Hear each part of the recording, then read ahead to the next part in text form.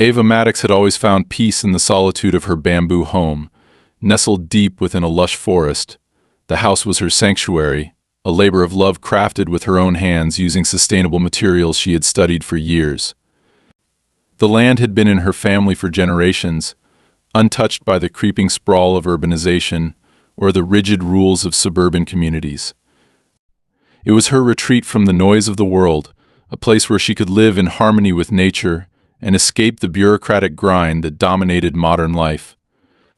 Returning home after a 2-week environmental conference, Ava felt a deep sense of relief as she turned onto the familiar dirt road that led to her property. The towering trees arched overhead, their leaves filtering the sunlight into soft green shadows that danced along the path. The sight of her bamboo home, its natural materials blending seamlessly with the landscape, brought a smile to her face. But as she approached the entrance to her property, her smile faded. A tall metal gate now blocked her driveway, adorned with a stark red sign that read, "Private Property." Trespassing prohibited. Ava stopped her truck, her brow furrowing as she stepped out to inspect it. This was new and completely unwelcome. As far as she knew, there had never been any dispute about her land. She reached for the chain that locked the gate, finding a laminated note attached to it. The note, written in cold bureaucratic language, stated that her property had been deemed unsafe and in violation of local ordinances. It cited vague terms like unapproved construction and non-compliance with community standards.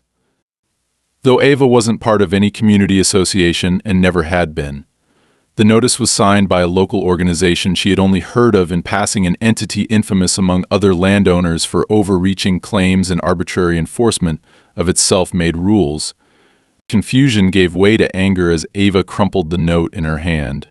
She grabbed her phone and dialed the number listed on the paper. After several rings, a woman answered with a clipped, overly polite tone. Ava explained the situation, her voice steady but sharp. The woman, identifying herself as an administrator, informed Ava that her property had been recently annexed into their jurisdiction due to development planning in the area. The bamboo home, she claimed, posed a structural risk and violated aesthetic regulations imposed by their organization. Ava's frustration surged. "This is my land. My family has owned it for over a century, and I've never agreed to any of your so-called regulations. How can you just claim it now?" The administrator remained unfazed, reiterating the same rehearsed phrases about public safety and compliance when Ava demanded specifics. The woman simply said, "I suggest you consult our legal department if you wish to dispute the matter. Until then, the restrictions remain in place." Fuming, Ava hung up and yanked her truck into reverse, heading toward the home of her nearest neighbor, Daniel, who lived a mile down the road. Daniel, a retired park ranger, had been a quiet but reliable presence in the area. He had lived here long enough to know the local dynamics better than anyone. When Ava arrived, she found him in his garden, trimming the hedges around his cabin. He greeted her with a wave but quickly noticed her tense expression. "What's going on?" he asked. Ava wasted no time explaining the situation, showing him the crumpled notice she had taken from the gate. Daniel's face darkened as he read it. "They're at it again," he muttered, shaking his head. At what Ava asked, her frustration bubbling over. "Annexing land," Daniel replied. "They've been pushing the boundaries for years, swallowing up properties under the guise of community improvement. A few folks around here fought back, but most just sold their land and moved on. You're not the first target, Ava. But you might be one of the last. They've been trying to get this whole area under their control for some development project." Ava's fists clenched at her sides. "They can't just take my land because they want to. This is private property. It's protected by law." Daniel sighed. "Legally, you're right. But they play dirty. They'll dig through every ordinance, find every loophole, and exploit any technicality to make your life hell until you give in." For the first time, Ava felt a twinge of unease. She had always prided herself on being independent, capable of handling challenges on her own. But this felt different, larger and more insidious than anything she had faced before. "I'm not selling," she said firmly. "They're not going to scare me off my own land." "Good," Daniel said, nodding. "But be careful. They don't fight fair." Ava left his property with renewed determination. She wouldn't let herself be bullied into abandoning her home. When she returned to her driveway, she parked the truck and climbed over the locked gate. The house stood as it always had, calm, peaceful, and hers. Yet now it felt different, as though a shadow loomed over it. That evening, Ava sat on her porch, the soft hum of crickets filling the air. She tried to focus on the serenity around her, but her mind raced with questions. Who were these people? How had they claimed authority over her land? And most importantly, what did they really want? She decided to start by reviewing the documents she had stored in her home office. If they wanted a fight, she would make sure she had every legal tool at her disposal. But as the night deepened, a sense of foreboding settled over her. Something about this felt personal, deliberate. Ava couldn't shake the feeling that this was just the beginning. The next morning, Ava woke early. Her resolve hardened after a restless night of planning. As the morning mist clung to the trees around her home, she sifted through old property records, deeds, and survey maps that had been carefully stored in a wooden filing cabinet. Her family had always been meticulous about documenting everything related to their land, and Ava was determined to find something that would protect her from this sudden intrusion. As she combed through the yellowed pages, her hands came across a folder labeled Boundaries Rights 1978 inside. She found a detailed property survey her grandfather had commissioned decades ago. The maps clearly showed that their land was well outside any local jurisdiction, including the so-called community association now claiming authority. Ava felt a surge of hope. This was solid proof that her land couldn't be annexed or regulated without her consent. Confident, she decided to confront the organization directly. She dialed the number on the notice again, this time demanding to speak with someone in charge. After several minutes of being transferred between departments and left on hold, she was finally connected to a man who introduced himself as Bradley Vaughn, a representative of the group. His tone was smooth, almost patronizing. Ava Maddox, he began, dragging out her name as though he was trying to assert control over the conversation. I understand you have some concerns about the recent actions taken on your property. Concerns, Ava shot back. You've locked me out of my own land and claimed jurisdiction you don't have. I've reviewed my records and my property is clearly exempt from any regulations your organization enforces. I want that gate removed today, and I want a full explanation for this overreach. There was a brief pause, and Ava could almost hear the smirk in Bradley's voice as he replied, Ms. Maddox, we're well aware of your property's history. However, there have been updates to local ordinances, particularly in relation to environmental safety and land use. Your structure, while certainly unique, poses significant risks both structurally and environmentally. It falls within our new oversight area, and our actions are entirely within the bounds of the law. Ava's patience snapped. You're lying. I have survey records and deeds proving that my land is private and outside your jurisdiction. This is harassment, plain and simple. If you don't remove that gate, I'll take legal action. Bradley's voice remained calm but grew colder. You're welcome to pursue any legal avenues you wish, Ms. Maddox. But I should warn you while you're busy with that, our team will be moving forward with an official review of your property. Any non-compliance we find could result in further action, including fines or eventual removal of your structure. Before Ava could respond, the line went dead. She stared at the phone in disbelief, her heart pounding. This wasn't just a misunderstanding. This was a calculated attempt to take her land, and they were using every legal trick they could to make it happen. Frustrated but determined, Ava decided to pay a visit to the town hall. She needed to see the alleged updates to local ordinances for herself. The drive into town felt surreal. The forest that usually brought her peace now seemed to press in on her, its shadows darker, its silence heavier. When she arrived, the clerk at the records office was polite but unhelpful. I'm sorry, but those documents are part of an ongoing review process and aren't available to the public yet, the woman said, avoiding Ava's gaze. How can ordinances that affect private property owners not be public? Ava demanded. The clerk hesitated before leaning in slightly, lowering her voice. Look, I probably shouldn't be telling you this, but this kind of thing has been happening more and more lately. They'll claim it's about safety or development, but it's really about forcing people off their land. They've got connections, powerful ones. Be careful who you go up against. Ava's stomach churned. She thanked the clerk and left, her mind racing. Whoever these people were, they clearly weren't afraid of bending the rules or breaking them to get what they wanted. When she returned home that afternoon, she found a large truck parked just outside the gate. Two men in reflective vests were unloading metal poles and concrete barriers. Ava's heart sank as she approached them. "What do you think you're doing?" she demanded. One of the men, a burly figure with a clipboard, barely looked at her. "Installing safety measures," he said curtly. "On private property," Ava shot back. The man shrugged. "Take it up with the office." Furious, Ava stepped past the gate and blocked their path. "This is my land, and I didn't authorize any of this. Get out." The man sighed, clearly annoyed. "Lady, I don't want any trouble. We're just following orders." "Then follow my order and leave," Ava said firmly. The man exchanged a glance with his partner before muttering something under his breath and climbing back into the truck. Ava watched as they drove off, but her relief was short-lived. She knew they'd be back, and next time, they might not be so easily deterred. That evening, Ava sat on her porch, staring out at the makeshift gate that now separated her from her own land. The shadows of the trees seemed to stretch longer, darker, as the sun dipped below the horizon. She felt a gnawing sense of unease, as though she were being watched. Around midnight, a noise jolted her awake. It was faint at first, a low hum that grew louder, accompanied by the crunch of gravel. Ava peered out the window and saw headlights approaching.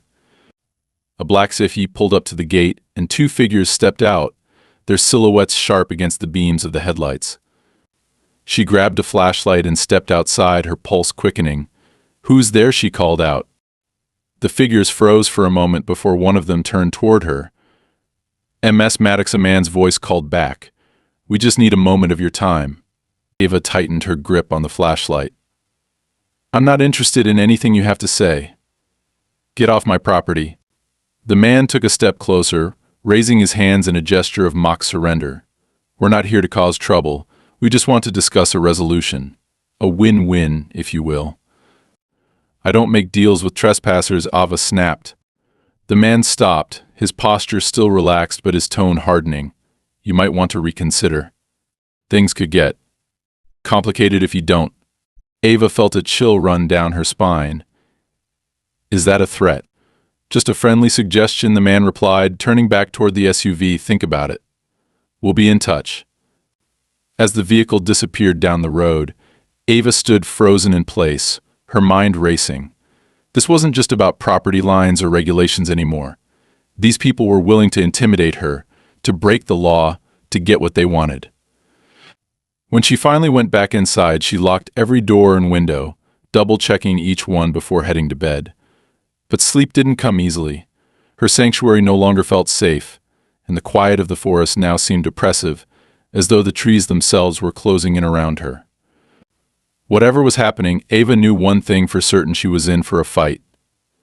And she couldn't afford to lose. The following morning, Ava awoke to the sharp sound of hammering. Her heart leapt as she scrambled out of bed and ran to the front window. Outside, three men in orange vests were erecting a series of tall metal poles just beyond the locked gate. They worked quickly, driving them deep into the ground with hydraulic tools that emitted a harsh, grating noise. Nearby, a white van idled on the road, its back doors open to reveal more equipment. Ava threw on her jacket and stormed outside, her boots crunching against the gravel. "What the hell do you think you're doing?" she shouted, her voice cutting through the clamor of machinery. One of the men, a lanky figure with a clipboard tucked under his arm, turned to face her. His expression was indifferent, as though he'd been expecting this confrontation. "Morning, Mom," he said. "We're here to install perimeter supports for safety purposes. It's standard protocol." Standard protocol for what Ava demanded, her anger rising. "This is private property. You have no right to be here, let alone install anything." The man flipped open his clipboard and tapped a sheet of paper. "We have the necessary authorization. If you'd like, you can take it up with the office." Ava stepped closer, her fists clenched. I don't care what authorization you think you have. You're trespassing. Pack up your things and leave, or I'll call the police. At this, the man sighed, his patience clearly wearing thin. Look, we're just doing our job. If you have an issue, I suggest you take it up with the folks in charge. We'll be done here soon enough. Before Ava could respond, one of the other workers spoke up. Hey, let's wrap it up, he said, glancing nervously in her direction. We don't want any trouble. The lanky man hesitated but ultimately nodded. Fine. We'll finish later, he signaled to the others, and they began packing up their tools. Ava watched them go, her jaw clenched so tightly it ached. The white van disappeared down the road, but she knew they would be back. This was no minor misunderstanding, it was a calculated push to force her off her land. Later that day, Ava decided to document everything. She took photos of the metal poles, the tire tracks from the van, and the laminated notice still attached to the gate. If these people were going to play dirty, she would make sure she had evidence to fight back. By mid-afternoon, she had sent an email to her lawyer, attaching the photos and explaining the situation. Her lawyer, a no-nonsense woman named Valerie, replied almost immediately, "This is more serious than I thought. I'll draft a cease and desist letter, but we need to move quickly. These organizations often rely on overwhelming property owners before they can react. Be careful." Ava felt a flicker of hope, but it was short-lived. That evening, as she sat on her porch reviewing her property records, she heard a low rumbling in the distance. At first she thought it was thunder, but the sky was clear. Then the sound grew louder, a deep, mechanical growl that sent a shiver down her spine. She stood and stepped off the porch, her eyes scanning the tree line. Moments later, a convoy of vehicles emerged from the shadows, 2 black CVs, followed by a flatbed truck carrying a massive generator. They stopped just beyond the gate, their headlights piercing the darkness like twin searchlights. Ava's pulse quickened as a man in a tailored suit stepped out of the lead SUV. He was tall and broad-shouldered, with slicked-back hair and a sharp, almost predatory smile. 2 more men followed him, both dressed in matching black jackets that gave off an air of quiet intimidation. The man in the suit approached the gate, his polished shoes crunching against the gravel. "MS Maddox," he called out, his voice smooth but dripping with condescension. "I believe we need to have a conversation." Ava crossed her arms, keeping her distance. "If you're here to harass me or make threats, you're wasting your time. I've already contacted my lawyer." The man chuckled, the sound low and menacing. "Oh, I'm not here to threaten you. Quite the opposite, actually. I'm here to offer you a solution, a way out of this inconvenient situation." He gestured toward the vehicles behind him. "As you've probably noticed, your property has become a point of interest. But we're not unreasonable. We're willing to compensate you generously for your cooperation. All we ask is that you vacate the premises and allow us to proceed with our plans." Ava felt a surge of anger so intense it made her vision blur. "You want me to abandon my home so you can bulldoze it and build whatever garbage development you're planning? Not a chance." The man's smile didn't falter, but his eyes darkened. "I understand your attachment to this place. Truly I do. But you're holding up progress, and progress waits for no one." Ava took a step closer, her voice trembling with fury. "Get off my property. Now." For a moment, the man's facade cracked, revealing a flash of irritation. He turned to one of his associates and muttered something under his breath. The associate nodded and climbed back into the SUV, slamming the door behind him. "Very well," the man said, his tone cold. "If that's how you want to play it, we'll proceed through other means. But don't say I didn't warn you." With that, he turned on his heel and strode back to the SUV. The convoy rumbled to life and disappeared into the night, leaving Ava standing alone in the eerie silence. The next morning, she woke to find her generator missing. The heavy equipment she had relied on to power her home in emergencies was gone, the ground where it had stood marked by deep tire tracks. Furious, she called the local sheriff's office to report the theft. The deputy who answered sounded disinterested. "We'll send someone out to take a look," he said, but no one ever came. By the end of the day, Ava was at her wit's end. The men in suits, the mysterious vehicles, the stolen generator, it was all part of a larger scheme, and she knew she couldn't face it alone. That evening she sat on her porch, staring at the trees as the sun dipped below the horizon. The forest, once her refuge, now felt like enemy territory. She had spent her entire life protecting this land, but now it seemed as though the land itself was turning against her. As night fell, she resolved to fight back. This wasn't just about her home anymore. It was about standing up to the people who thought they could take whatever they wanted, no matter the cost. Ava didn't know what the next move would be, but one thing was certain: she wasn't going down without a fight. The morning after the convoy visit, Ava woke with an unshakable sense of unease. She felt as though she were being watched, a sensation that clung to her like the mist lingering in the trees outside. Determined to regain control of the situation, she spent the better part of the day documenting everything, photographing the damaged land around her property, the poles the workers had left behind, the tire tracks from the stolen generator, and even the gate that now symbolized her forced exile from her own home. She filed yet another report with the sheriff's office, only to be met with vague promises of follow-ups that never seemed to materialize. By mid-afternoon, she decided to return to her property. The locked gate, the one that had been installed without her consent, now felt like an affront to her very existence. She parked her truck on the road, climbed over the gate, and walked up the familiar dirt path to her bamboo house. It stood there, battered but unyielding, a defiant presence amidst the growing tension. As she approached the house, something caught her attention: faint but deliberate scratch marks along the wooden railing of her front porch. The marks were thin and jagged, almost like claw marks, but they were too clean, too precise to have been made by an animal. Her stomach twisted as she ran her fingers over the grooves, trying to make sense of it. Inside the house, the air felt heavier than usual. Ava moved through the rooms with purpose, checking to see if anything had been disturbed. At first glance, everything seemed intact, but then she noticed something odd. A corner of the rug in her living room was slightly askew. She bent down and lifted it, revealing a small pile of ash that had been carefully swept into place beneath it. Her mind raced. Someone had been inside. Someone had gone through her home while she wasn't there. But why leave such a strange, deliberate mark of their presence? It wasn't a robbery. They hadn't taken anything of value. This was something else. A warning, perhaps. She locked the doors and windows and returned to her porch, sitting down with her phone to call Valerie, her lawyer. Valerie listened intently as Ava described the latest developments: the convoy, the stolen generator, the ash beneath the rug. "This is escalating faster than I anticipated," Valerie said.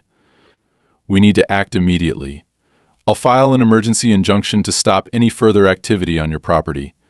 In the meantime, don't stay there overnight. You're dealing with people who clearly aren't afraid to cross boundaries, legal or otherwise." Ava agreed reluctantly. Leaving her home, even temporarily, felt like surrendering. But Valerie was right. This was bigger than her, and she needed to play it smart. That night she stayed at a motel on the edge of town, where she barely slept. Every creak of the walls, every car passing outside made her heart race. The next morning, she woke to a message from Valerie. The injunction had been filed, and Valerie was working on securing an independent investigator to look into the activities surrounding Ava's property. Relieved to have some progress, Ava decided to stop by Daniel's house to update him. When she arrived, Daniel seemed tense, his usually calm demeanor replaced by an edge of nervousness. "You're not the only one they've been harassing," he said as they sat on his porch. He gestured toward the edge of his property, where a set of metal stakes had been driven into the ground, marking what looked like new boundaries. "They've been trying to push me out too, but I've been here too long to scare off easily." "What do they want?" Ava asked, her voice barely above a whisper. Daniel hesitated before answering. "It's not about the land itself," he said finally. "It's about what's underneath it. There's a deep aquifer that runs through this area, some of the cleanest water in the region. Developers have been eyeing it for years, trying to buy up enough land to gain access. Once they have control, they can drill, bottle it, sell it whatever they want. Your property sits right on top of a critical access point." Ava's blood ran cold. It made sense now. The sudden interest in her land, the aggressive tactics, the vague language about safety and compliance, it was all part of a larger scheme. They didn't care about her bamboo home or its supposed violations. They cared about what lay beneath it. That evening, Ava returned to her property with a renewed sense of purpose. She wasn't just fighting for her home anymore. She was fighting to protect the land itself, the legacy her family had safeguarded for generations. But as she approached the gate, she noticed something that stopped her in her tracks. A small black drone hovered above the trees, its blinking red light a stark contrast against the darkening sky. It was silent, almost eerily so, and it moved with deliberate precision, following her as she walked toward the house. She had seen drones before, but never this close, never in such a calculated way. Anger flared within her. She picked up a rock and hurled it toward the drone, but it was too high to hit. It drifted upward, out of reach, before disappearing into the forest. Her hands trembled as she unlocked the door and stepped inside.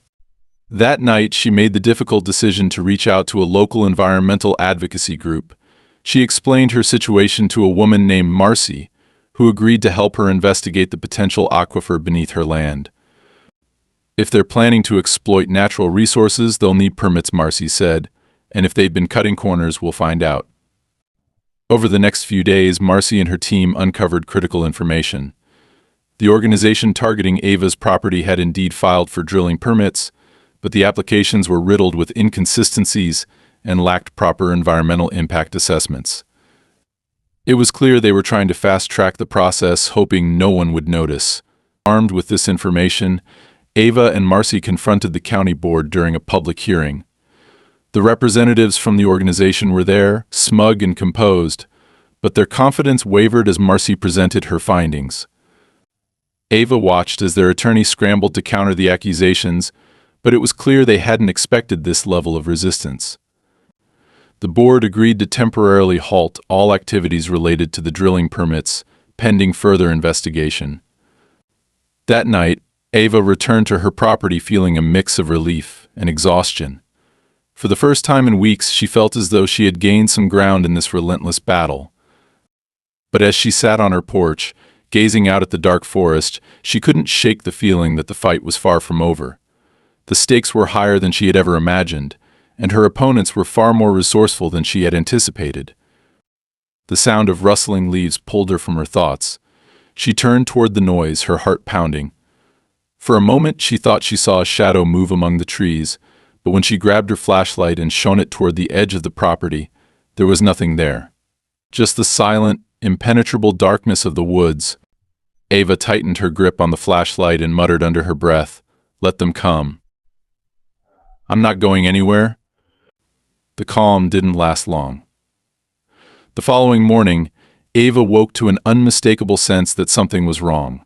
The air around her property felt off, too quiet, too still. Stepping outside, she immediately noticed fresh tire tracks cutting across the dirt road leading to her house. The tracks were wide, deeper than those left by regular vehicles. Something heavy had passed through in the middle of the night. Her suspicion turned to anger as she walked toward the perimeter of her property. The poles that had been abandoned by the workers days ago were now fully installed, stretching in a jagged line that encroached even farther onto her land. Thick black cables snaked along the base of each pole, partially buried in the dirt and disappearing into the forest. Ava crouched to examine them and realized they weren't ordinary power lines, they were part of a surveillance system. Her hands trembled with fury as she followed the cables, weaving through the trees, until she reached a small steel box bolted to one of the poles. It was humming faintly, a green light blinking steadily on its surface. There was a small engraved plate on the box with a corporate logo she didn't recognize and a serial number etched into the metal. Someone had installed this without her knowledge, without her permission, and clearly intended to monitor activity on her property. Ava yanked out her phone and took a series of photos, documenting every angle of the cables, the poles, and the steel box. She called Valerie, her lawyer, who picked up after just 2 rings. "They've escalated again," Ava said, her voice sharp with frustration. "They installed surveillance equipment on my property. This isn't just harassment anymore, this is a violation of privacy."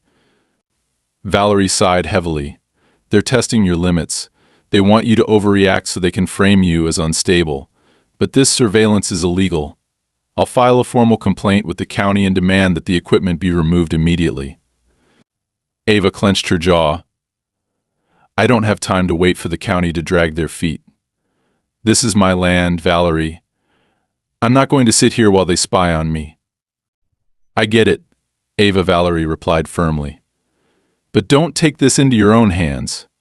If you damage that equipment, they'll spin it against you in court. Let me handle this. Reluctantly, Ava agreed, but her unease only deepened as the day went on. By late afternoon, she noticed more signs of intrusion footprints in the damp soil near her water well, cigarette butts discarded by the fence, and small sections of her bamboo fencing that had been cut, as though someone was testing how easily they could gain entry. As night fell, the oppressive silence returned. Ava locked her doors and windows, double-checking every latch. She sat in the darkened living room with a flashlight and a crowbar within arm's reach, her ears straining for any sound out of the ordinary. Around midnight, a low metallic grinding noise broke the stillness. Ava froze, her heart pounding as the sound grew louder, more distinct. It was coming from the road. Grabbing her flashlight, she crept to the window and peered outside. Through the darkness, she saw the faint glow of headlights. A flatbed truck had stopped just beyond the gate, its engine rumbling softly. Two figures were unloading what looked like heavy machinery, their movements deliberate but hurried. Ava's stomach twisted as she realized they were preparing to dig. Her mind raced. She needed to stop them, but she couldn't risk a direct confrontation. Instead, she pulled out her phone and recorded the scene from her window, zooming in on the truck's license plate and the equipment they were unloading. Once she had enough footage, she called the sheriff's office. The deputy on the line sounded bored, his tone dripping with indifference. We'll send someone out when we can, Mom, he said, as though she'd called to report a stray cat. They're trespassing on private property and about to start digging, Ava snapped. This isn't a minor complaint. If you don't send someone now, I'll hold your office accountable. There was a pause, then a begrudging response, we'll see what we can do. Ava hung up, her frustration mounting. She didn't trust the sheriff's office to act quickly if they acted at all. She had to do something herself. She grabbed her flashlight and crept out the back door, staying low as she moved through the trees toward the gate. The workers were too focused on their task to notice her approach. From her hiding spot behind a thick pine tree, she watched as they began assembling a drilling rig, the loud clatter of metal breaking through the night. Ava took a deep breath, her pulse racing. She couldn't let them get away with this. Slowly, she reached into her pocket and pulled out her keychain, which included a small multi-tool. With deliberate movements, she slipped toward the steel box she'd found earlier in the day. The humming was louder now, the green light blinking rhythmically. She used the tool to unscrew the panel, exposing a tangle of wires inside. She hesitated for only a moment before cutting two of the wires. The box sputtered and went dark, and the faint hum ceased. A surge of adrenaline coursed through her as she retreated back into the shadows, her heart hammering in her chest. The workers by the truck seemed to notice the sudden silence. One of them muttered something to the other, and they both turned toward the steel box. Ava stayed perfectly still, watching as they approached the darkened device. "What the hell happened?" one of them said, his voice carrying in the still air. "No idea," the other replied. "But if this system's down, we can't keep going. Let's pack it up before someone notices." Relief washed over Ava as the men returned to the truck, grumbling under their breath. They began disassembling the rig and loading the equipment back onto the flatbed.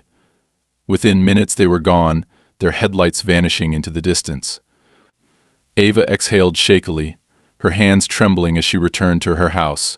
She knew this wasn't over, not by a long shot. The men would be back, and whoever had sent them wouldn't be deterred so easily. But for now she had bought herself some time. The next morning, Valerie called with an update.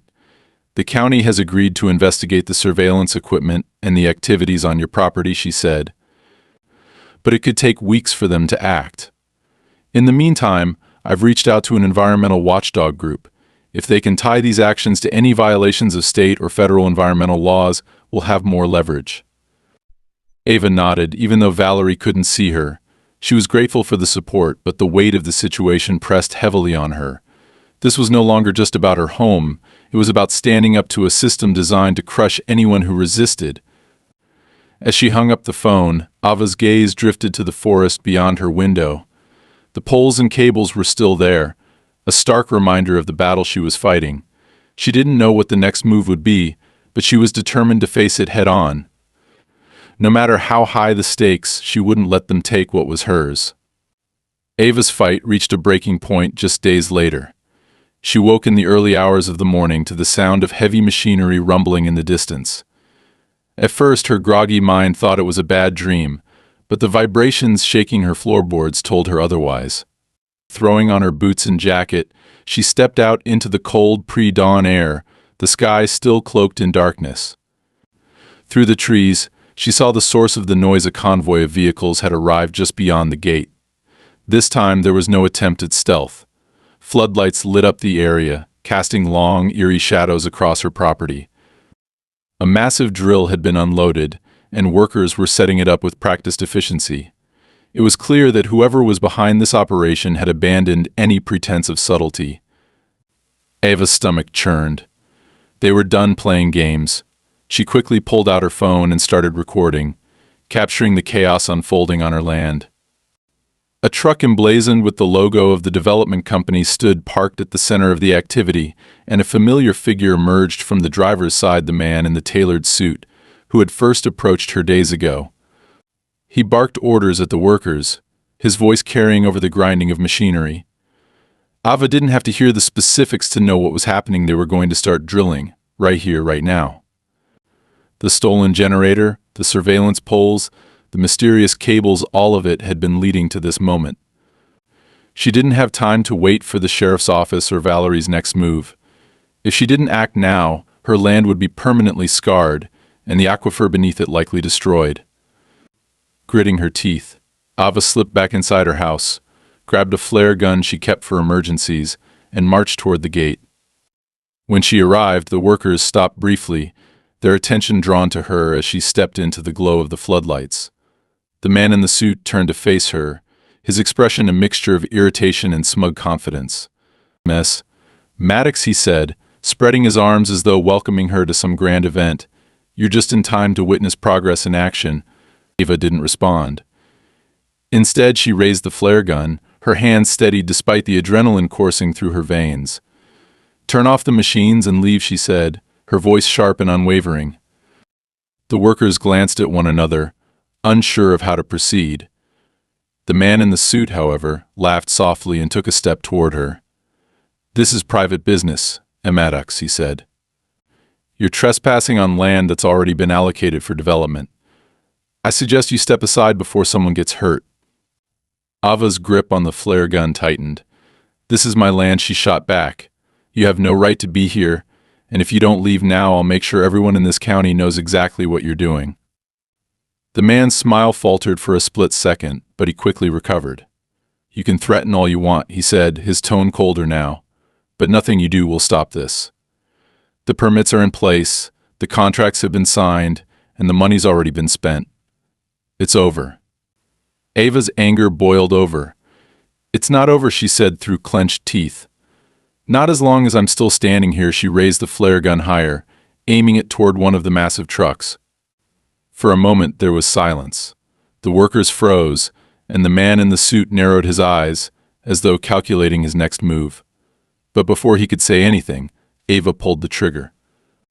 The flare shot into the air with a loud hiss, its fiery trail illuminating the night. It didn't hit the truck, but it landed close enough to make her point clear. The workers jumped back, some of them retreating to the edges of the floodlight's glow. The man in the suit raised a hand, signaling for them to stop. All right, he said, his voice laced with annoyance. You've made your point. But this isn't over, MS. You're only delaying the inevitable. Ava didn't lower the flare gun. Pack up your equipment and leave, she demanded. Now. For a moment it seemed as though he might argue, but then he sighed and nodded to the workers. Reluctantly, they began shutting down the machines, their frustration evident in the way they moved. The floodlights were turned off one by one, and the convoy slowly began to retreat down the road. Ava watched them go, her heart pounding in her chest. She knew this victory was temporary, they would be back, and next time they would come better prepared. But for now she had bought herself a sliver of time, and she intended to use it wisely. The next day, Valerie called with urgent news. "We've got them," she said, her voice brimming with determination. The environmental watchdog group uncovered internal emails from the development company. They've been bypassing regulations, falsifying permits, and bribing local officials to fast-track the drilling. "We're filing an injunction to halt all activity on your property immediately." Ava felt a wave of relief wash over her, but it was tempered by the knowledge that the fight wasn't truly over. These people had deep pockets and powerful connections, and they wouldn't give up easily. That afternoon, Ava met with Marcy from the environmental group to discuss their next steps. Marcy brought copies of the emails, along with evidence of the aquifer's ecological significance. Together, they planned to present their case at the next county board meeting, where the development company would be forced to defend their actions in public. When the day of the meeting arrived, Ava stood before the board with Valerie and Marcy at her side.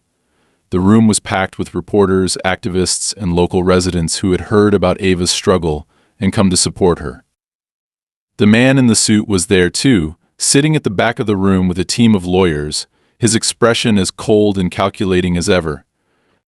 Marcy presented the evidence first, detailing the ecological damage that would result from the drilling. Valerie followed with a scathing critique of the company's unethical practices, holding up copies of the incriminating emails for everyone to see. When it was Ava's turn to speak, she stepped up to the podium and took a deep breath. "This isn't just about my home," she said, her voice steady but filled with emotion. "It's about protecting something bigger than all of us. This land, this water, this forest, it's worth more than money or power. It's worth fighting for." The room erupted into applause, and for the first time in weeks, Ava felt the weight on her shoulders begin to lift. She knew the battle wasn't over, but she also knew she wasn't fighting alone anymore. In the weeks that followed the county board meeting, Ava's life began to regain a semblance of normalcy. The injunction filed by Valerie and the environmental group had not only halted all activity on her land, but also triggered a full-scale investigation into the development company's practices. The emails Marcy uncovered were damning, exposing a web of corruption that extended far beyond Ava's property. Local officials who had accepted bribes were suspended, and the permits allowing drilling on her land were revoked entirely. For the first time in months, the threat looming over her home seemed to dissipate. The steel poles and surveillance equipment were removed under court order, and the workers who had trespassed on her land vanished as quickly as they had appeared. Still, Ava couldn't fully relax. The damage done to her home and her peace of mind couldn't be undone so easily. The forest, her lifelong refuge, no longer felt as welcoming as it once had. Every shadow beneath the trees, every rustle of leaves, carried the weight of the battles she had fought. The scorched marks from the fire on her porch and the vandalized sections of her bamboo walls were stark reminders of how close she had come to losing everything. But Ava was not one to leave scars unhealed. She spent her days rebuilding physically and emotionally. With the help of neighbors who had once been skeptical of her fight but were now inspired by her perseverance, she repaired the damage to her home, reinforced the boundaries of her property, and even planted new rows of bamboo to replace what had been destroyed. One sunny afternoon, as she worked on restoring her garden, Marcy stopped by with news. "The development company isn't just backing off, they're dissolving entirely," she said with a grin. "Turns out your case was the first domino. Once the investigation started, other property owners came forward with similar stories, and it all unraveled. Their investors pulled out. They're finished." Ava felt a sense of vindication but also an odd hollowness. For months, she had poured every ounce of energy into this fight, and now that it was over, she wasn't sure what to do with herself. Still, knowing she had played a role in bringing down such a corrupt entity brought her a quiet sense of pride. As the months passed, her story became a rallying cry for others facing similar struggles. Activists and legal advocates began using her case as a blueprint for standing up to unethical developers.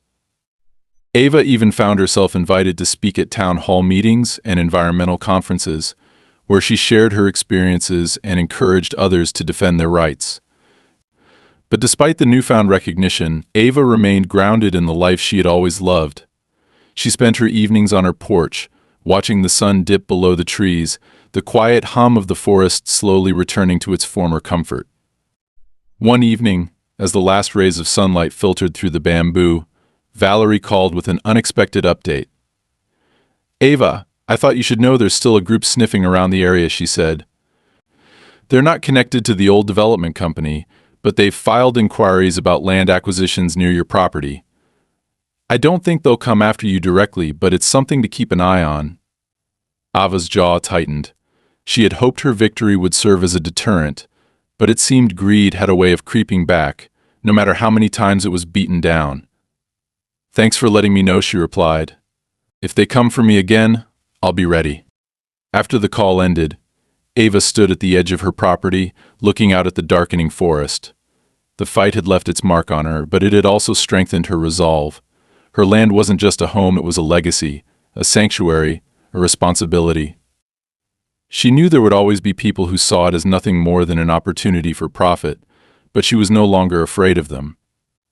As night fell, the stars began to shimmer through the canopy of leaves. Ava turned back toward her home, her heart steady and her spirit unshaken. Whatever came next, she would face it head on, just as she always had. This was her land, and no one would take it from her.